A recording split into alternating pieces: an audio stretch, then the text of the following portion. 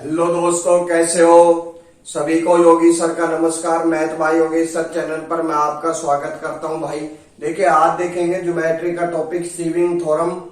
Sieving theorem होती क्या है भाई, वो चीज मैं आपको समझाऊंगा बेसिक से, और इसके ऊपर क्वेश्चन आंसर कैसे पूछे जाते हैं वो भी समझाऊंगा। ये कैट लेवल के क्वेश्चन इसमें आते हैं, तो मैं ज्योमेट्री पढ़ा रहा हूँ पूरा बेसिक से, तो आपका एक भी टॉपिक मैं छोड़ूंगा नहीं भाई। देखिए, इससे पहले मैंने आपको समझाया था स्टीवर्ट थ्योरम, सीविंग थ्योरम इसी का ही पार्ट है भाई। ठीक है, कोई ट्रायंगल है,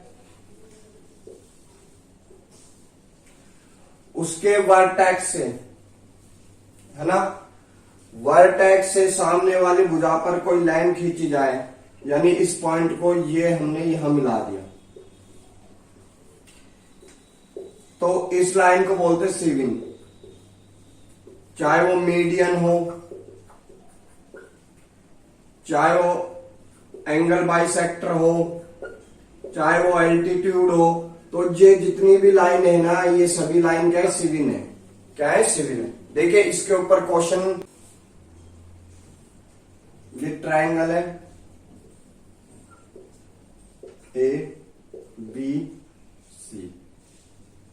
ए वर्टेक्स से हमने बीसी भुजा पर एडी एक लाइन खींची। अब ये जरूरी नहीं है जो डी पॉइंट है, अब ये जरूरी नहीं है जो डी पॉइंट है ना, डी पॉइंट वो मीडियन ही हो या एल्टीट्यूड हो, भाई कहीं भी खींच सकते हैं, हम कहीं भी खींच सकते हैं। ठीक है, और बी वर्टेक्स से बीसी भुजा पर एक और खींची, और सी से एफ भी खींची। अब ये मान लो ऊपर मिलती है, कहां मिलती है, ऊपर मिलती है, तो भाई थ्योरम क्या होती है, ये देखिए, एएफ, एएफ, एएफ के बाद बीएफ अपॉन में BF into BD into DC into EC into EA या एई इक्वल में 1। ये आई कैसे थ्योरम, वो मैं आपको समझाने की कोशिश करता हूं।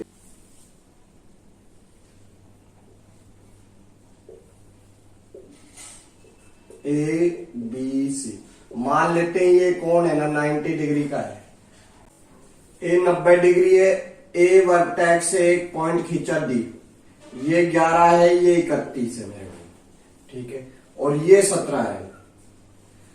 तो हमसे पूछा है इस वाले भाग का क्षेत्रफल क्या होगा, ये जो भाग है ना अपना, ये वाला ए डी सी का क्षेत्रफल क्या होगा।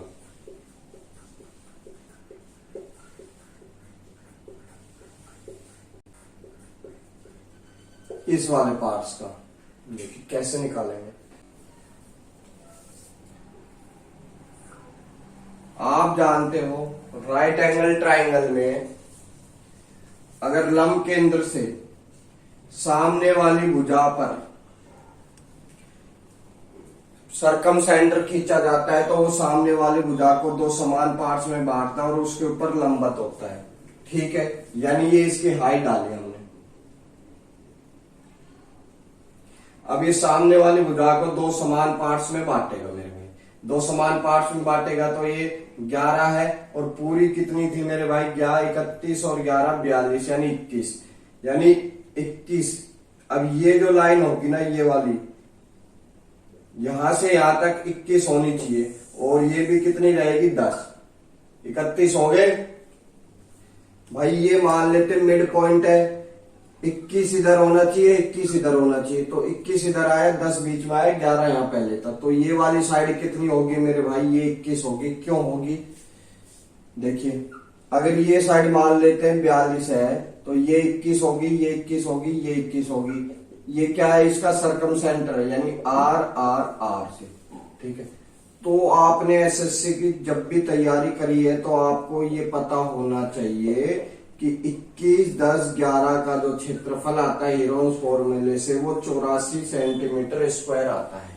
ठीक है, तो मेरे भाई हमें इसकी वैल्यू पूछ रहा है। तो भाई 10 की वैल्यू कितनी है 84, तो 1 यूनिट की वैल्यू कितनी होगी, ये होगी 84/10 और हमें 11 यूनिट की वैल्यू चाहिए। तो कितना आएगा 4, 2 और ये 9, यानी 92.4 आपका आंसर आएगा। तो मेरा कहने का मतलब ये था कि जो आधार होगा ना, ये जो बेस होगा,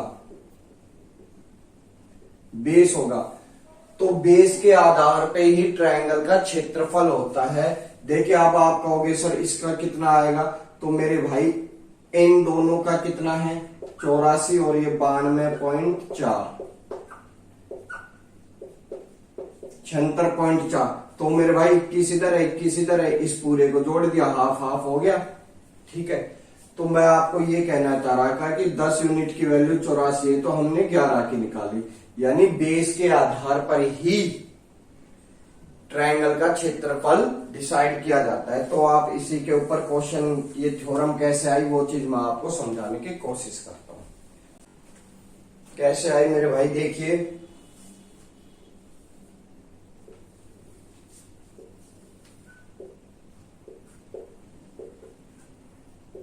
ये हमने सिविल लाइन खींच दी, ये बी और ओ पर मिलती है मेरे भाई। ठीक है, तो आप देखोगे ये ट्रायंगल, ये ए मानो, ये बी मानो। ठीक है, ट्रायंगल बी ओ डी का क्षेत्रफल क्या होगा, यानी बेस के आधार पर होगा, यानी ए होगा। ठीक है, इसी प्रकार ट्रायंगल इसका क्षेत्रफल कितना होगा मेरे भाई, ये वाली साइड का। तो मेरे भाई इस ट्रायंगल का क्षेत्रफल क्या होगा, ट्रायंगल डी ओ सी का क्षेत्रफल बी होगा, बी होगा। ठीक है, अब ये देखिए ए बी डी का क्षेत्रफल क्या होगा, ट्रायंगल ए बी डी का क्षेत्रफल क्या होगा, इसका बेस क्या है मेरे भाई, बेस तो ए ही है, और ट्रायंगल ए डी सी का क्षेत्रफल, ए डी सी का क्षेत्रफल क्या होगा मेरे भाई, बेस कितना है बी।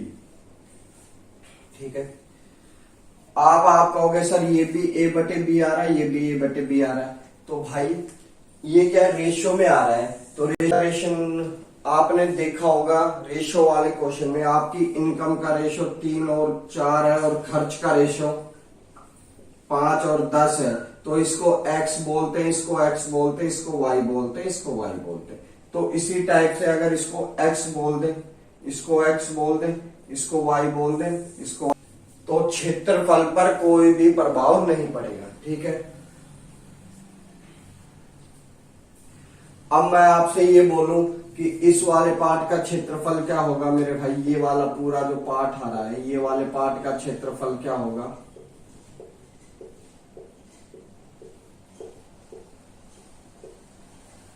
तो आप क्या कहोगे सर, आप कहोगे ए बी डी में से अगर ये वाला पार्ट हटा दे अपन, ये वाला पार्ट हटा दें, तो इस वाले पार्ट का क्षेत्रफल आ जाएगा, बिल्कुल आएगा।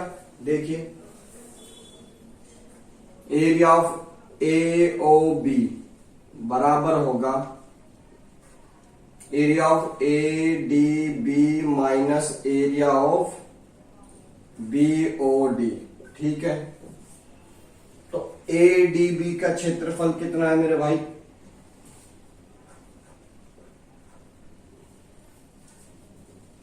ए एक्स, और बीओडी का कितना है ए वाई। तो मेरे भाई कॉमन कितना आ रहा है, ए कॉमन आ रहा है, ये x माइनस वाई ब्रैकेट में ले लीजिए। इसी प्रकार अगर मैं ये पूछूं ये वाला एरिया कितना होगा भाई आपसे,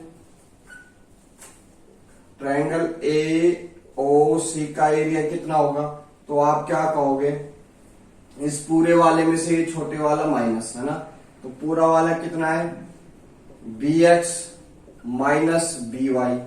तो भाई बी कॉमन आ रहा है, एक्स माइनस वाई, ये कैंसिल हो गया, कैंसिल हो गया। तो हमारे पास क्या बच गया मेरे भाई,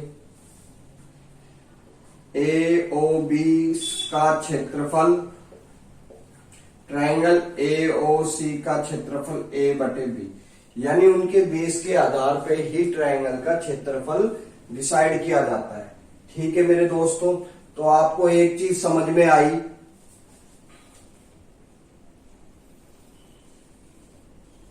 कि अगर ये ए है तो ये भी ए होगा, अगर ये बी है तो ये भी बी होगा। अगर इस वाले पार्ट्स में अपन देखोगे, ये वाले पार्ट्स में, ये वाले पार्ट्स में, चलो मैं अच्छे से समझाता हूं।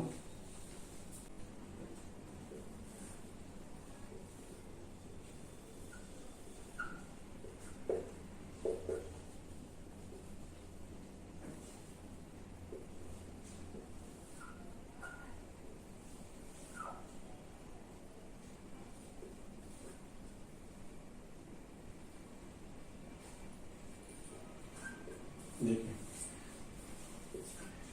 ए ओ बी के क्षेत्रफल को, ये ए और बी है तो इसके क्षेत्रफल को ए बोल सकते हैं भाई, यहां से अपन ने साबित किया है। इसके क्षेत्रफल को बी बोल सकते हैं। तो मेरे भाई ये जो पूरा ट्रायंगल आया ना बन के, देखो ये यार यहां से ए डी बी में, तो इस ट्रायंगल का जिसका भी संबंध रहेगा ना वो इस वाले भाग से रहेगा, यानी ए ओ बी का जो भी संबंध रहेगा वो बी ओ डी वाले भाग से रहेगा, और इस वाले ट्रायंगल में इसका जो संबंध रहेगा ना ए ओ सी का, वो इस वाले पार्ट से रहेगा। इसी प्रकार ये जो ट्रायंगल बना है ना, ये जो ट्रायंगल बन रहा है, अगर इसका एरिया पूछेगा पूरे का तो इसका संबंध ईसी से रहेगा। ठीक है, इसी प्रकार ये जो ट्रायंगल बन रहा है, 4 ट्रायंगल है अपने पास, इसका जो एरिया पूछेगा ना उसका भाग, इसका संबंध इससे रहेगा, यानी पीछे वाले पार्ट से रहेगा। ठीक है, आई बात समझ में? आगे हो तो आगे बढ़ते हैं।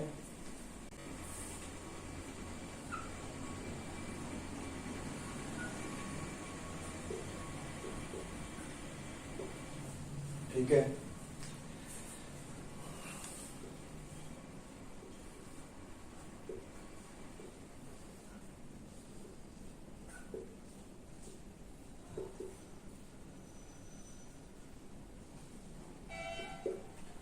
अगर आपसे पूछे ए ओ बी का क्षेत्रफल क्या होगा तो आप क्या बोलोगे? मान लो यहां रेशियो नहीं दे रखा तो क्या बोलोगे? बी डी तो बोलोगे। अभी मैंने आपको बताया था ये जो पार्ट्स है, इस वाले पार्ट का संबंध इसके साथ रहेगा। ठीक है, क्या बोलोगे? बी डी तो बोलोगे। अगर आपसे पूछे ट्रायंगल ए ओ सी का क्षेत्रफल तो डी सी बोल दोगे भाई, जब रेशियो नहीं दे रखा, 2 3 नहीं दे रखा तो आप क्या बोलोगे? आप बोलोगे डी सी। आई बात समझ में? डी सी बोलोगे। तो इसी प्रकार इसको बोला है ए एफ है, यानी ये जो ट्रायंगल पूरा है इसको अपन क्या बोल सकते हैं भाई? देखिए छोटा वाला छोड़कर ये वाला बोल सकते हैं ए O C, area of triangle A O C. ठीक है, इसी टाइप से बी एफ है। अब ये जो यहां पहुंच गए बी एफ पर। ठीक है, अब बी एफ को क्या बोलेंगे? Area of B O C into का साइन इंटू, अब क्या है? B D. अब देखिए ये वाले पे आ गए, अपन कहा आ गए? इस वाले पे आ गए। तो इसको छोड़कर छोटे वाले पार्ट को A O B, area of A O B. अब डीसी पे आ गए तो क्या बोलोगे? Area of A O C. ठीक है, ये एरिया का साइन आ गई बात समझ में? आप देखिए ईसी पर आए हैं, ईसी ये लो, यानी ये वाला पार्ट छोड़ दो, क्या बोलोगे? Area of B O C. ठीक है, अब देखिए ई एफ पर आए हैं, ये वाला, इस वाले पार्ट को छोड़ोगे तो क्या बोलोगे? Area of A O B. तो मेरे भाई जिसको नहीं समझ में आ रहा वो पीछे अभी जस्ट 5 मिनट पहले समझाया, उसको जाके अच्छे से समझे। देखिए एरिया बीओसी से बीओसी खत्म, इससे ये खत्म, इससे ये खत्म, तो अपने पास क्या आ गया 1। यानी ये क्या थे, ए एफ क्या था, एरिया था। यानी अपन इसको क्या बोल सकते हैं, एरिया ऑफ बीओसी को बीडी बोल सकते हैं। इसी प्रकार एरिया ऑफ एओसी को क्या बोल सकते हैं, एरिया ऑफ एओसी बोल सकते हैं। तो ये सब क्या है, एरिया है। इसको काटने से क्या आएगा, 1 आएगा। आपस में जब ये कैंसिल होंगे तो क्या बचेगा, 1। यानी यहां से देख लीजिए आप, ठीक है। ये क्या थे, एरिया थे, ठीक है। अब इस पे बेस क्वेश्चन कैसे आते हैं, देखिए मेरे भाई। देखिए भाई, ए एफ की लंबाई दे दी, बी एफ की लंबाई दे दी, बी डी की लंबाई दे दी, डी सी की लंबाई दे दी, और सी की लंबाई अपन से पूछ ली। तो अभी मैंने आपको बताया था ए एफ बटे B F into B D बटे D C into E C बटे ए बराबर में 1 होता है। ये कितना है, 3, ये 4 बटे में, ये 6 और ये 8, और इसी कितना है नहीं पता, और ये 9 आपका बराबर 1, ठीक है। मेरे भाई 3 बार जा रहा है, इसको काटा मेरे भाई 2 बार जा रहा है, इसको काटा मेरे भाई 2 बार जा रहा है। इधर क्या बच गया, इसी बटे 16, 8 इंटू 2 16, और 1 इसको इधर भेज दिया। इसी की वैल्यू कितनी आ गई, 16, ठीक है। तो इस टाइप से क्वेश्चन आपसे कोई भी 1 2 3 4 5 6 पॉइंट है, 6 पॉइंट में से 5 पॉइंट देके 1 पॉइंट का मान पूछ सकता है मेरे को। तो वैसे तो ये क्वेश्चन कैट में आते हैं, मगर एसएससी में भी क्या पता डाल दे, आपसे पूछ ले, ठीक है। स्टीवर्ट थ्योरम, भाई जिसको स्टीवर्ट थ्योरम के बारे में जानना है वो पीछे वाली वीडियो में जाकर ये पूरी थ्योरम सीख सकता है भाई अच्छे से, ठीक है। देखिए क्या होता है, ये क्वेश्चन आया हुआ भी है शायद एसएससी में। ये एक समद्विबाहु त्रिभुज है, आइसोसेलेस ट्रायंगल है। ये आगे त्रिभुज ट्रायंगल,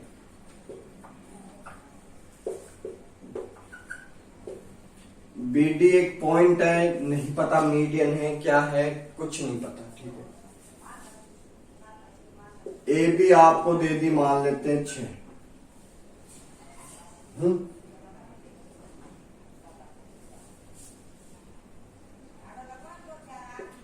और बीडी आपको दे दी 3, और बीसी आपको दे दी 7, ठीक है मेरे भाई। हमसे पूछा है एडी की लेंथ क्या होगी, 1 2 3 4 5, इसमें 5 है, 5 में से आपसे कुछ भी पूछ सकता है, ठीक है। ये 6, और एसी कितनी है मेरे भाई, एसी ये 6 आ गई भाई, 2 साइड इक्वल होती है। बीसी कितनी है, पूरी 7, ये 3 है तो ये 4 हो गई। अब क्या पूछा है, एक्स का मान पूछा है, यानी एडी की लंबाई पूछी अपन से, ठीक है। तो मैंने आपको थ्योरम बताई थी, स्टीवर्ट थ्योरम क्या होती है, ए बी सी,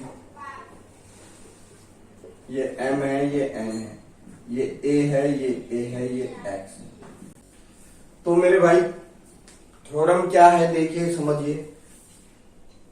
यानी ये जो साइड है ना, इसका स्क्वायर इंटू एन, यानी इसके साथ फिर जोड़ेंगे ए स्क्वायर, यानी इस वाली साइड का बी होता तो बी, और एम, और नीचे एम जमा में N minus M into N बराबर होगा एक्स स्क्वायर के, ठीक है, बराबर होगा एक्स स्क्वायर के।